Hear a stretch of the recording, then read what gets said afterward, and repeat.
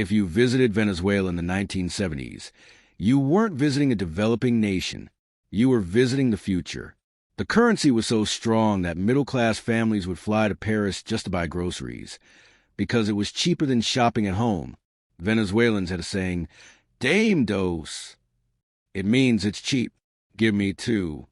The Concorde landed at their airports. They had more oil than Saudi Arabia.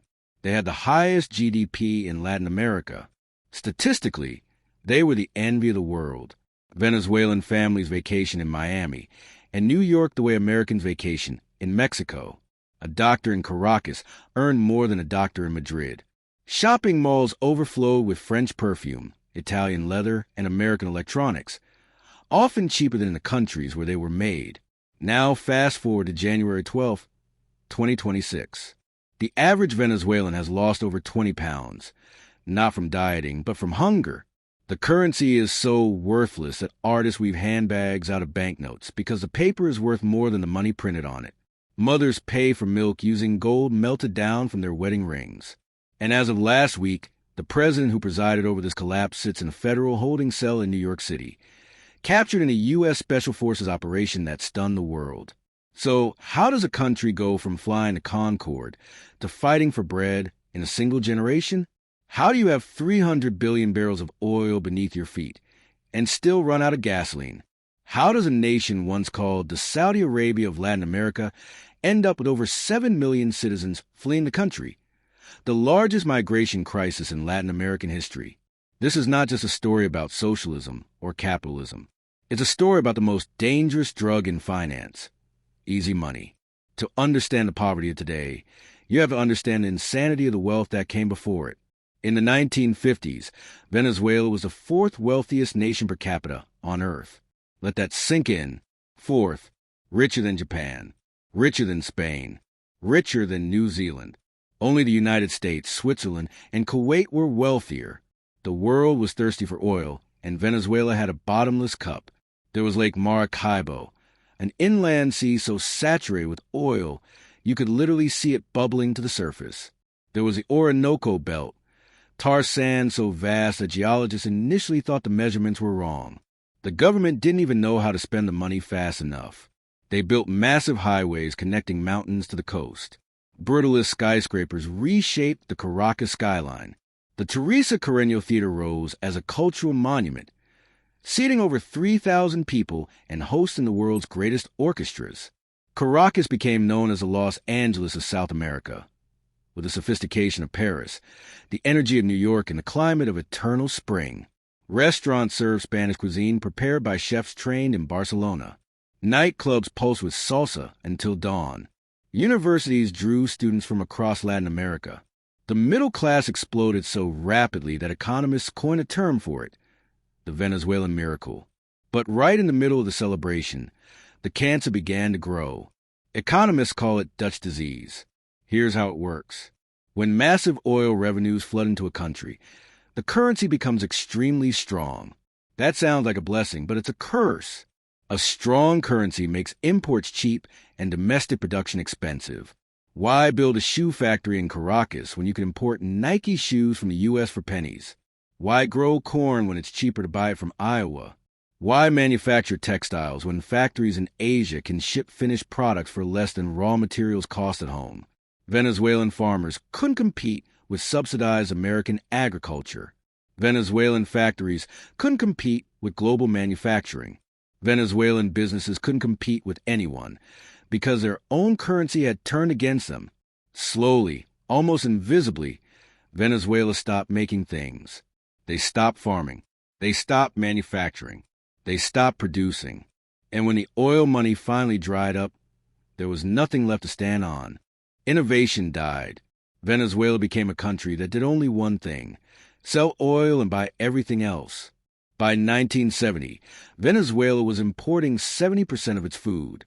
It imported machinery, cars, clothing, medicine, everything.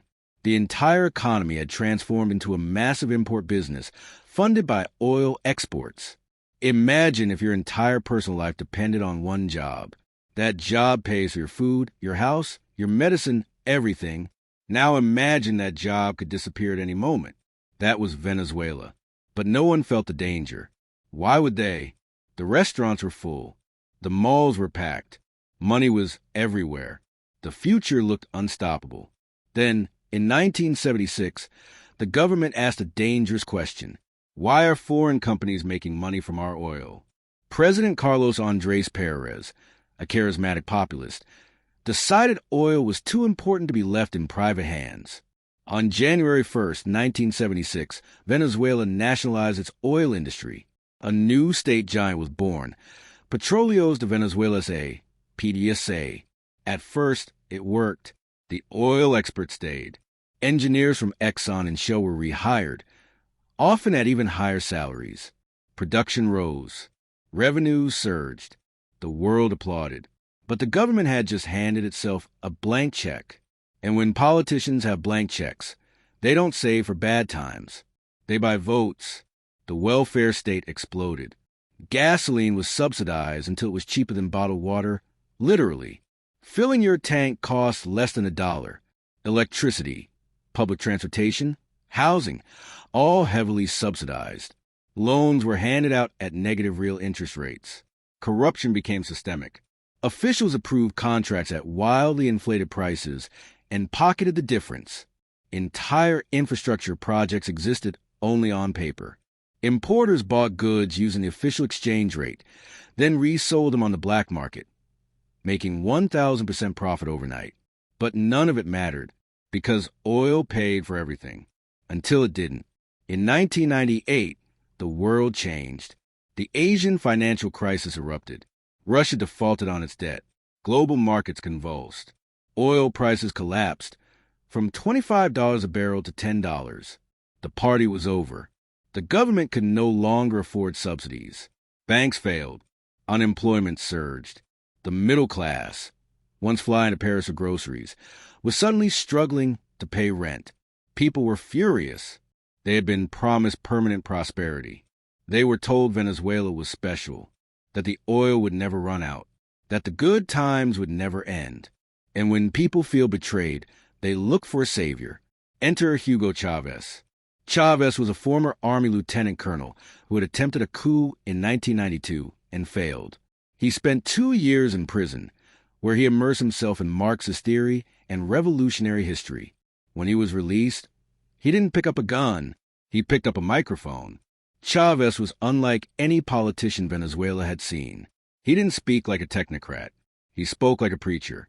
He went on television for 5, 6, sometimes 7 hours at a time, joking, singing, ranting, sermonizing. And he told the people exactly what they wanted to hear. You are poor because the rich stole your oil. You are hungry because the oligarchs robbed you. Vote for me, and I will give you back what is yours. In 1998, he won in a landslide, 56% of the vote. And then he got unbelievably lucky. Right after Chavez took power, oil prices exploded. From $10 a barrel in 1999 to nearly $140 a barrel in 2008. It was the greatest economic lottery win in modern history. Venezuela was suddenly drowning in cash. And Chavez spent on a scale almost impossible to comprehend. He launched Misiones, massive social programs aimed at healthcare, education, food distribution, and housing. Money poured out of the treasury faster than anyone could track. But beneath the generosity, the foundation Mission Robinson taught more than 1 million adults how to read. Mission Barrio Adentro brought Cuban doctors into the poorest neighborhoods, delivering free health care where none had existed. Mission Marical sold subsidized food at prices up to 40% below market value. Mission Vivienda built hundreds of thousands of housing units for the poor. The government gave away refrigerators, washing machines, and televisions. It paid people's electricity bills. The minimum wage rose by more than 400%. And in Chavez's first decade in power, poverty fell by nearly 50%. For the poor, who made up the majority of Venezuela, Hugo Chavez was a hero. He was Robin Hood, armed with an oil well. But Chavez made a fatal mistake. He treated the National Oil Company, PDVSA, like a piggy bank, not a business. In 2002 and 2003, PDVSA workers went on strike. They weren't protesting low wages. They were protesting Chavez's growing political control over the company. They wanted PDVSA to remain professional, independent, and merit-based. Chavez responded by firing 18,000 employees. Let me be clear, these were not janitors or clerks. These were petroleum engineers, geologists, project managers, refinery technicians. These were the people who knew how to pull oil from 2 miles underground, the people who understood how to turn crude oil into gasoline. Chavez replaced them with political loyalists who had no technical expertise. Military officers with no engineering background were put in charge of refineries. PDVSA became a jobs program for supporters, not an energy company. Even worse, reinvestment stopped. Historically, PDVSA reinvested 30 to 40% of its revenue into maintenance, exploration, and new technology. Under Chavez, that number collapsed to around 5%. The rest was siphoned off to fund social programs. Imagine running a Ferrari taxi business. You make great money, but instead of changing the oil, replacing brakes, or buying new tires, you spend every dollar on champagne. For a while, the car keeps running. Eventually, it breaks down. That's exactly what happened to Venezuela's oil industry. In 1998, Venezuela produced 3.5 million barrels of oil per day. By 2013, production had fallen to 2.5 million. But no one cared. Oil prices were above $100 a barrel. The money kept flowing. The infrastructure rusted. Wells aged. Refineries ran on duct tape and prayer. As long as oil stayed high, the cracks could be hidden. Until 2014. In March 2013, Hugo Chavez died of cancer. He handpicked his successor, a former bus driver and union organizer named Nicolas Maduro. Maduro took power at the worst possible moment. In 2014, oil prices collapsed. The U.S. shale revolution flooded global markets. OPEC refused to cut production. Oil fell from $100 a barrel to $40. Venezuela's income was cut in half overnight. But the government still had to pay for free food, free housing, subsidies, and an enormous public payroll. A normal government would have cut spending. It would have reformed PDVSA. It would have diversified the economy. It would have said, "We are broke." Maduro couldn't do that. His power came from giving things away. If he stopped, the people would turn on him. So he did the only thing he could think of. He printed money. When you print money without producing goods, you get inflation. At first, prices rose slowly, 5%, then 10%, then 20%. So Maduro made it worse. He imposed price controls. In 2014, the government decreed that a loaf of bread could only cost a fixed number of bolívares. Milk had a legal price. Toilet paper had a legal price. He believed he could repeal supply and demand by law. But economics doesn't care about decrees. If it costs a baker 50 bolívares to make bread, but the law says he can only sell for 10, he stops baking. If it costs a farmer more to produce milk than he's allowed to charge, he stops producing milk. If stores are forced to sell goods at a loss, they close. Shelves went empty. Pharmacies ran out of medicine. Factories shut down. The supply chain collapsed like dominoes. And the government's response? Print more money. By 2016, inflation hit 800%. By 2017, it reached 2,600%. By 2018, inflation wasn't 10% or 100% or even 1,000%. It was hyperinflation, measured in the millions of percent. Money stopped being money, and a nation that once landed the Concorde began fighting for bread. 1,000,000%. Let that number sink in. If you had saved 1 million bolívares in January 2018, enough to buy a car, by December, it was enough to buy 1 cup of coffee. Not a large coffee, a small one. This is where the story turns truly tragic. People woke up at 3 a.m. to stand in line outside grocery stores, hoping that a delivery truck might arrive. They waited 8, 10, 12 hours. Sometimes the truck came. Sometimes it didn't. When it did, chaos followed. Fights broke out. People rushed the truck.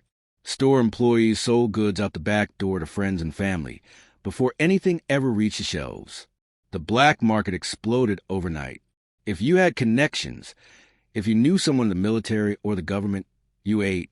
If you didn't, you starved. People carried backpacks full of cash just to buy eggs. The money lost value so fast that shopkeepers stopped counting it. They waited instead.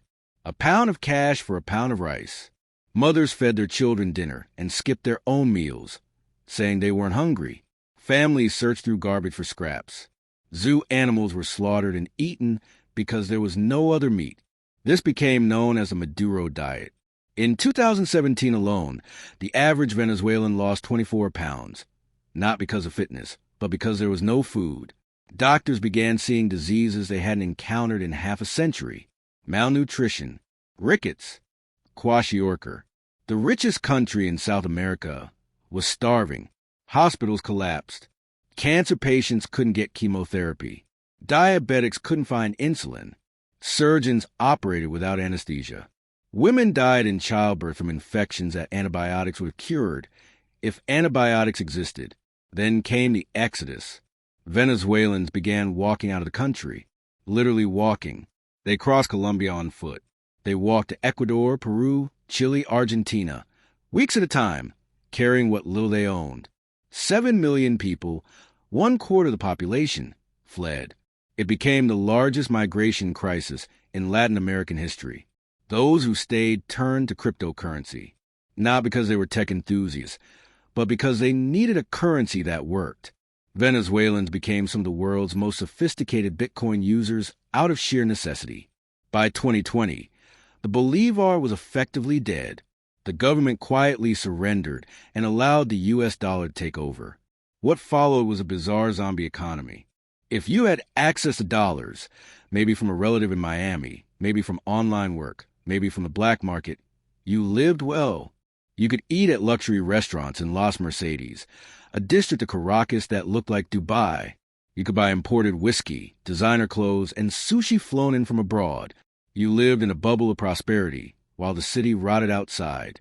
But if you were paid in bolivares, a teacher, a nurse, a police officer, a pensioner, you were destitute. A teacher earned $3 a month. A doctor earned $10. Police officers made more money in bribes on a Tuesday than their official salary paid in a month. The inequality was medieval. Teslas drove past homeless children. Restaurants served $100 steaks while nurses dug through trash. Shopping malls sold Italian luxury goods while hospitals had no gauze. And still Maduro survived. He clung to power through military loyalty, Cuban intelligence support, and fear. He survived coup attempts in 2019. He survived mass protests. He survived international sanctions. He survived the Juan Guaido moment, when the opposition leader declared himself president, was recognized by 50 countries, and still couldn't take power. Maduro controlled the military by letting them run drug routes and illegal gold mines. He controlled the population through terror. The secret police, SEBIN, disappeared critics. Opposition leaders were banned, jailed, or exiled. Analysts said Maduro would die in office, like Castro. He seemed untouchable. Until January 3rd, 2026. Last week, under the cover of darkness, U.S. Special Forces launched Operation Absolute Resolve, a military mission to capture Venezuelan President Nicolas Maduro and his wife, Cilia Flores. The raid was a culmination of months of planning, intelligence gathering, and military buildup in the region. In the early hours of January 3rd, 2026, U.S. Air Force jets and electronic warfare systems struck key military targets around Caracas, disabling air defenses and communications. Delta Force operators and other elite units then fast-roped into Maduro's fortified residence at Fuerte Tayuna and took him and Flores into custody, with minimal resistance reported. Both Maduro and Flores were flown to the United States, where they appeared in federal court in Manhattan on charges, including narcoterrorism and drug trafficking. Charges that had been filed in U.S. courts years earlier. The global reaction was immediate and intense. Venezuelan officials confirmed that dozens of Venezuelan soldiers and allied personnel were killed during the operation, a stark reminder of the cost of such a bold raid. Cuba condemned the U.S. action, holding mass protests in Havana over the deaths of Cuban security personnel. Russia demanded Maduro's release and criticized the raid as a violation of Venezuela's sovereignty. Some Latin American leaders and human rights groups called the operation a dangerous precedent that undermines international law and regional stability. At the same time, many Venezuelan opposition figures and U.S. allies welcomed the capture as a step toward accountability and a reset for the country. The economic impact was swift. Venezuelan bonds, once trading for pennies on the dollar, spiked sharply, and oil traders began betting on a potential recovery in the country's oil sector. But the reality on the ground remains harsh. Venezuela is effectively a failed state. Its infrastructure is crumbling. Power grids collapse regularly, water systems are broken, roads are riddled with massive potholes, and oil refineries operate at only a fraction of capacity. Skilled workers, engineers, doctors, teachers have emigrated, building new lives abroad rather than returning to a country with no reliable electricity, functioning water system, or stable economy. In the midst of this chaos, discussions have begun about a Marshall Plan, style reconstruction effort for Venezuela, a massive international investment to rebuild infrastructure, health systems, and the economy. But questions loom: who will pay for it? The U.S., the European Union, the World Bank? And even if billions of dollars flow in, what comes next? Because Venezuela's tragedy wasn't simply a lack of money. It was an addiction to easy money. Natural resources, as Venezuela has shown, are not wealth on their own. They are a lottery ticket. Given to someone disciplined, they can build prosperity. Given to someone who treats them as limitless income without responsibility, they can fuel collapse. Norway provides a striking contrast. The North Sea oil boom began the same year Venezuela was reveling in its riches. But instead of spending windfalls, Norway created the Government Pension Fund Global, a sovereign wealth fund that saved and invested revenue for the long term. Today, that fund is worth over $1.7 trillion, providing financial security for generations. Venezuela could have taken a similar path. Instead, it spent every dollar as fast as it came in. And now, the nation must confront the consequences. Norway found oil and treated it as a temporary bonus, not a permanent salary. They locked the money away, invested it carefully, and built a future that didn't depend on a single resource. The UAE found oil and diversified aggressively. They turned Dubai into a global financial hub, invested in airlines, real estate, logistics, and technology. Today, oil makes up less than 30% of their economy. Botswana found diamonds and avoided the curse entirely. They built transparent institutions, invested in education, and saved for the future. Today, they are one of the fastest growing and most stable economies in Africa. Venezuela found oil and treated it like a paycheck that would never stop. They built a society addicted to a single commodity. They stopped making things. They stopped innovating. They stopped saving. And when the price of that commodity collapsed, the entire system collapsed with it. But here's the deeper truth. This story isn't just about countries. It's about people. How many individuals do you know who landed a high-paying job, lived like it would last forever, and lost everything when the layoffs came? How many companies dominated their industry, only to disappear because they failed to adapt? How many families built wealth, then watched it vanish in a single generation? The lesson is simple and brutal. Diversification isn't just investment advice. It's survival. Whether you're a nation or a person, if you rely on one income stream, one skill, one asset, one product, you're only one bad day away from zero. Venezuela in 1970 was rich. Venezuela in 2026 is a humanitarian crisis. The difference wasn't socialism versus capitalism. It wasn't democracy versus dictatorship. The difference was this: they built an entire civilization on easy money. And when the easy money disappeared, everything else followed. January 2026 marks the end of the Maduro era, but it will take decades to repair the damage. An entire generation has been lost. 7 million citizens are scattered across the globe. Institutions have collapsed. Trust has been shattered. The Venezuelan flag still flies over Caracas, but the Venezuela of the 1970s, the country that flew the Concorde, shopped in Paris, and was the envy of Latin America, is gone forever. And the lesson is unmistakable. Easy money is the most dangerous drug in the world. Whether it's oil, crypto, a hot stock, or a high-paying job you believe will last forever, never build your life on something that can disappear overnight. Diversify, save, build skills, create real value, because the party always ends. And when it does, the only thing that will save you is what you built while times were good. Thanks for watching.